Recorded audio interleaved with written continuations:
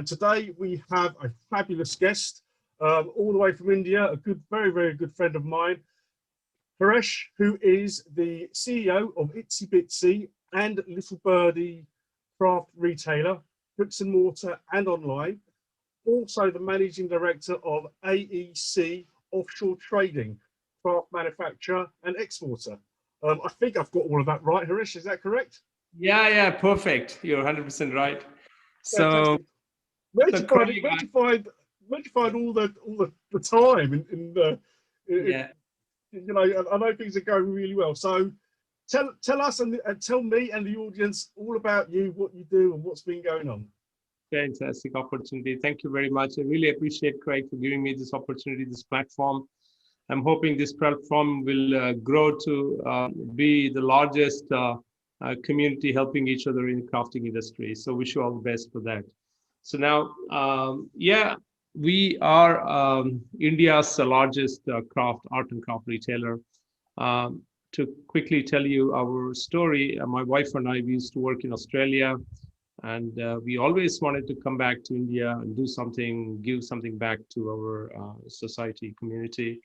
So we thought, as whenever we visited India, we saw a lot of poverty in many smaller rural villages where they had no chance of making a living, really struggling. So we thought we'll come, and some of them, you won't believe, Craig, they used to earn less than $2 a month. So that was a situation in some of the villages where we have currently provided employment. So we came and we started, we sold a house in Australia. We sort of took all the risk, put all the money, and started a small factory making paper flowers. If you ask me who asked us to make paper flowers, we really don't know. So it must be some divine intervention or something. So we started making paper flowers.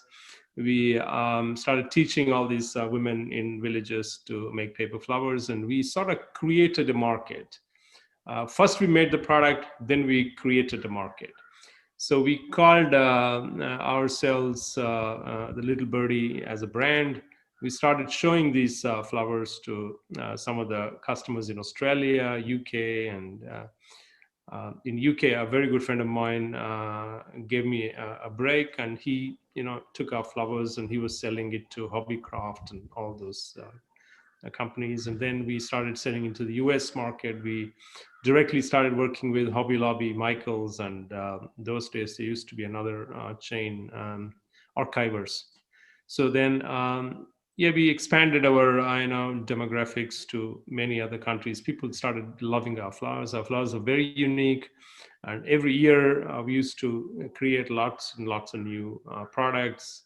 And now we started expanding our range around the flowers. We started making 12 by 12 papers and borders and die cuts and things like that. So without our knowledge, we sort of had entered into the paper crafting industry in the card making, scrapbooking space. So then we did lots of shows around the world, and expanded into smaller countries as well. And while we were doing this, we thought, why don't we try a small format store in India? But we were still a very organic, bootstrap business with, money coming and going with we never had like X amount of money to open a big store or something. So we opened literally a 350 square foot store with all the flowers and the embellishments we had.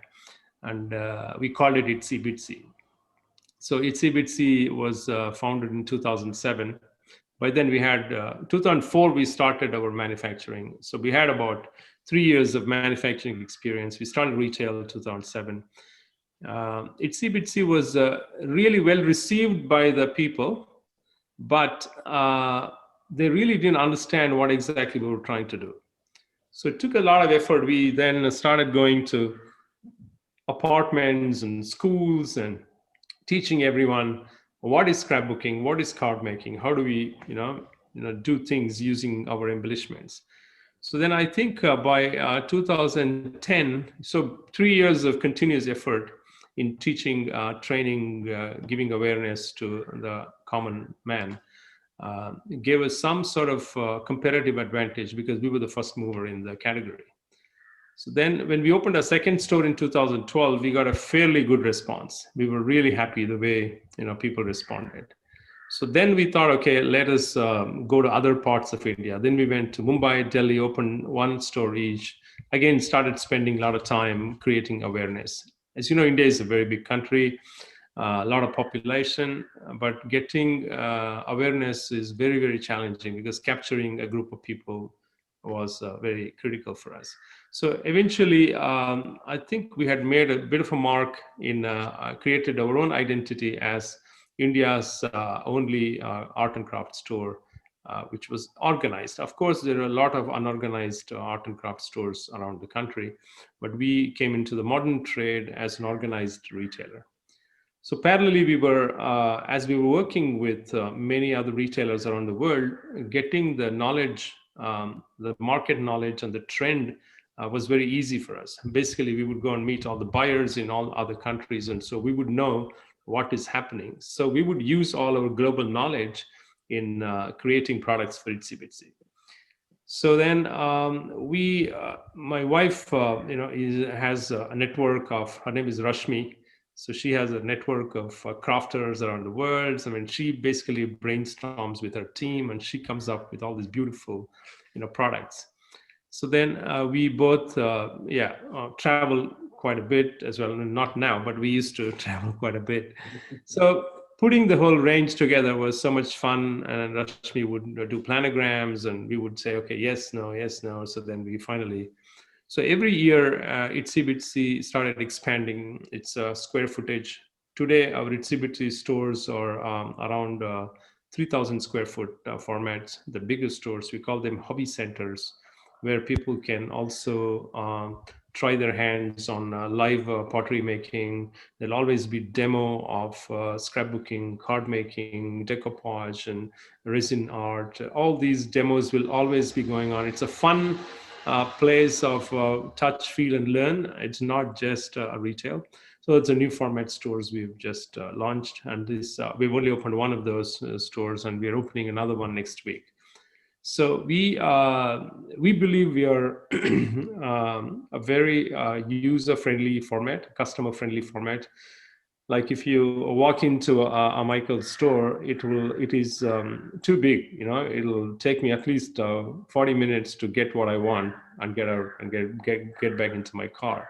But where we are coming from is we will give, if you are particularly looking for say, for example, your child wants to do a school project and they want a base like a chipboard, you can literally park. Our stores are situated in places where parking is very easily available. You can literally park in front of our store, walk into the store, get your chipboard base, and get out within 5 minutes. So that is the convenience we offer. So we believe we can really replicate our model globally because we are so vertically integrated from manufacturing to retail. And of course, India is our focus right now. So we are looking at doing at least, yesterday we opened our 31st store and we are so excited the way, the business is going. The footfalls have been awesome. Yesterday, this is a 2,200 square foot store. And I believe we had a footfall, day one, we had a footfall of about close to 1,000 people. And we did around 400 bills. So it is just incredible response we've had. So we believe, crafting is getting stronger and stronger. As long as you're creative, I think you can exist in this industry. So some things which go out of fashion, we just dump it. We don't waste the retail space. So that has been our philosophy. And we've been winning hearts. People love our brand. They go crazy. They're literally crazy about our new products. And always coming up with new products. You won't believe, because of COVID, we were all sitting at home and all our designers, and Rashmi especially, she's put down so many ideas together. I think now they're all going to come into action. So we made use of COVID really well, that lockdown period where we could write down things, and instead of sitting down worrying what's going to happen, we thought, let us put together, things are going to get better. It's not going to be the same. So that's how we have come up with lots and lots of new products, which are going to come down. That's Yeah. that's amazing. A couple of things I'd like to pick up on the stuff that you've just said. 32 stores. And at what time scale is that? Has that been from 2007 to date? Yeah, from 2007, but the real acceleration happened in the last 3 years. That's what I 3 years thought. back, we had 7 stores or 8 stores. Yeah. Wow. So that's grown exponentially, hasn't it? That's grown massively in Exactly. the last 3 years. Right. Now, I also know one thing that you haven't mentioned, which I think people I'd be very interested in, is that you hold an event as well, don't you? I mean, obviously not through COVID, but I know a couple of Yes. years ago you held an event. Now, just tell me about that, because Oh, that's something that's special. Yes, that was a crazy event. So we call ourselves an extremely crazy business. So we come up with all these crazy ideas. And that's why we've not really seen any competition, because of the craziness we work with. So we came up with this idea of making a creativity carnival. So where people would come in and they would, so there'll be a flea market for our own customers who are making things out of our raw materials. So that was one opportunity for giving back to our customers. And then as you walk through that, then you will see all these, live demos on a famous artist from Australia and I think one from Netherlands. So they all were doing live demos about, different crafts, specialty areas. And then we also had workshops, multiple workshops happening. And then we had some crazy games as well. Like we invented these games. We invented a game called Glitter Shower. This was one of the biggest, hits of So these, so we invented all these games, and then so this. Sorry, glitter shovel sounds like my worst nightmare. Tell me more about that. Glitter sticks to me. I can't get rid of it. So tell me more about this glitter shovel. I want to know. Basically, glitter shower is we make this huge pit. This is about 10 feet by 10 feet huge pit, and this pit is full of glitter, which was designed for this particular activity. So this glitter won't go into your eyes or anything. It's bigger size. It's like a smaller than sequence and bigger than glitter. So it's like in between. So it is not a dangerous thing. But so kids would go there, and we will pour glitter on them, and they can pour themselves. There'll be buckets, so where they can fill glitter and pour, and then their parents will take photographs. And this was just sensational.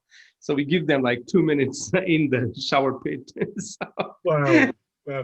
So how many people did you have attend this carnival? We made this a ticketed event because we wanted a good quality of crowd. So because we made the ticketed event, we thought, we might end up getting, we were only prepared for 2,000 people. And the first day, we got 12,000 people. And the second day, we got 8,000 people all buying tickets. We were just amazed. Wow. So it was a very good event. Lots of fun. I think first of its kind in the world. So, and are you planning more of these? Yeah, this year we have already booked the venue. This is going to be in a different location this year. So we've done this twice.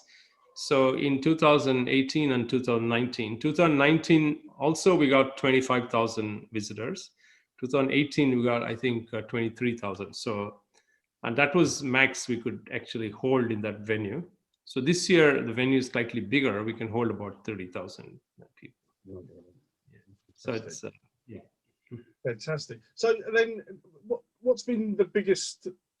Obviously, COVID and the pandemic has affected loads of people over the last 321 days or whatever that might be. But what else? What has been your biggest challenge in 2020 in terms of the business side of things? Business side of things, our biggest challenge was to sustain, obviously, because we were a large exporting company and a small retailer. But the large exporting company got really hurt because a lot of our customers got into a bit of a trouble, and their timelines were all moved. We have 3,000 women working in our factories, and imagine, looking after them was very, very challenging. But April, May, June, 3 months, we really, really struggled. But we were always very positive. We always thought we're going to re-engineer the business to make it more India focused till the whole world gets sorted out with the vaccine and things like that. So we redirected the whole business towards India. That's how we started opening more stores, because India has not been so badly hurt in terms of retail as such. So India was and is pretty robust, especially in our category. So we started opening stores. I think during COVID, this is the 7th store or something we've opened during COVID.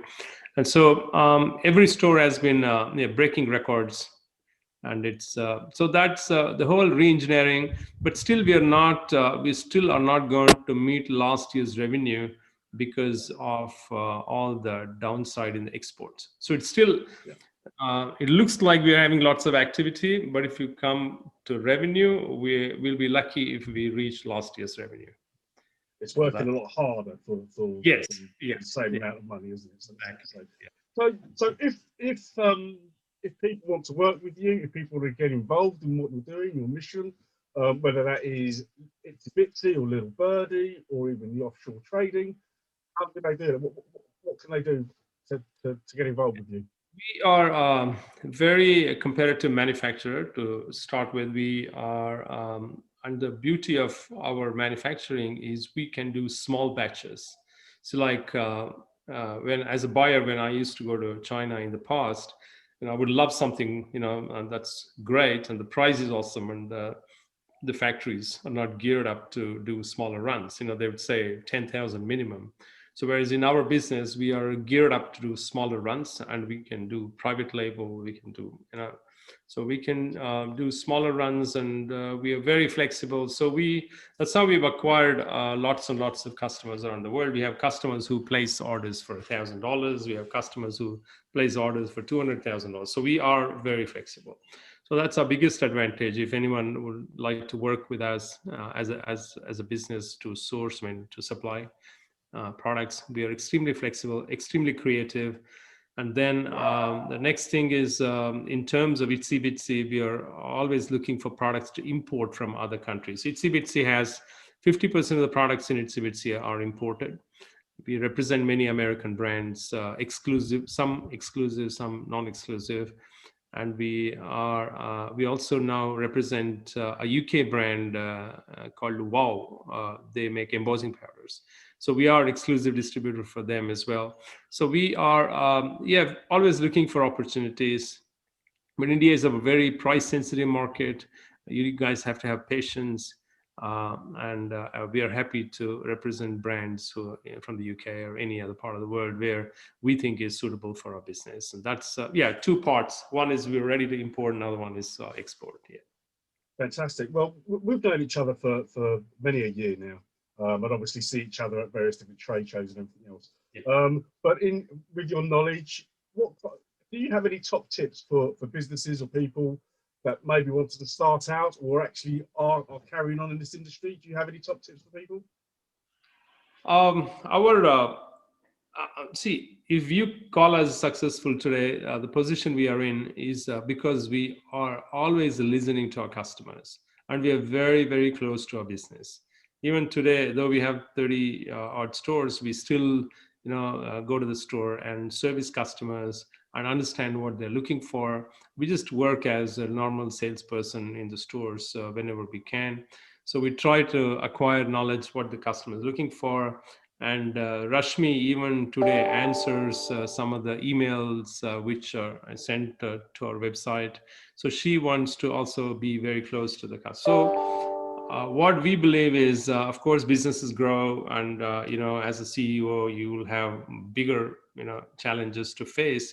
But I think my biggest tip is never go away from the customer. So always be very close to the customer so that you'll understand yeah, you could have 10 managers between you and the customer, but you still have to jump everyone, go and talk to the customers once in a while at least. So that's what I think is very important. And That's fantastic. and one more thing, what I think is being creative and having that balance in creativity. See, many other things we did 10 years back, I think we were too early. Now the trends are coming into the market. So try not to be too early, because you'll waste a lot of energy. You'll waste a lot of money, energy. So having the creativity and the balance, and be in the zone, that's what we think is very important as well. So these are the, yeah. That's fantastic. That brings me on to lastly, kind of my words of intent for this year. It's still the second month of the year. And rather than making New Year's resolutions, I'm asking people what their words would be that they're going to hold true to themselves for the next 10 months. So would your word be stay in the zone or keep the craziness going? What would be your couple of words that you could think of that just sums up what you're doing in kind of one word? Yeah, what I would, say to myself, my business friends, and as I said, I'm not a guru on anything, but what I think is, if you can cut down and sustain yourself, and try not to lose focus on whatever you're doing, try not to change the direction. So if you're focused and keep the direction going and continue to be, I'm talking about my industry, continue to be creative. Even though you're not showing your creativity to someone else, keep writing things, keep writing ideas, keep it below the table. But when the time comes, bring it all on top of the table. That's exactly what I think everyone should do. So don't go into a negative mode. And I said, be very positive, keep writing, keep putting your ideas on the paper. You have a biggest business plan. This is not the right time to do, for example, just put it on hold. But put a lot of hope on the table every day, and try to be very positive. That's what So focus, positivity, and creativity is kind of your 3 words. That's fantastic. Well, I thank you so much for your time. I know that you are very, very busy there. How you maintain all of this and running around opening all those shops. So I do thank you so much for your time today. Wishing you all the best for 21. I'm sure we'll hear from you again throughout the year. But for now, thank you very much and take care. Most welcome, Craig. Really appreciate for the opportunity, and good luck to you, and good luck to the crafting community. Thank you very much.